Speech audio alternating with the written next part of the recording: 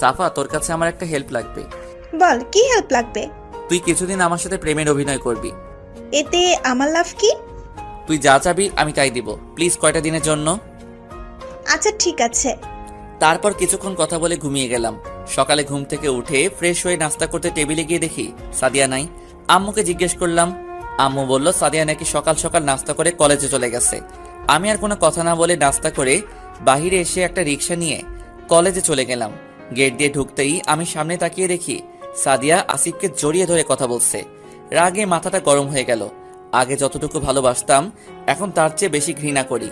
আমি আর তাদের দিকে না তাকিয়ে বন্ধুদের কাছে চলে গেলাম। কিরে, তোর চেহারা এরকম লাগছে কেন?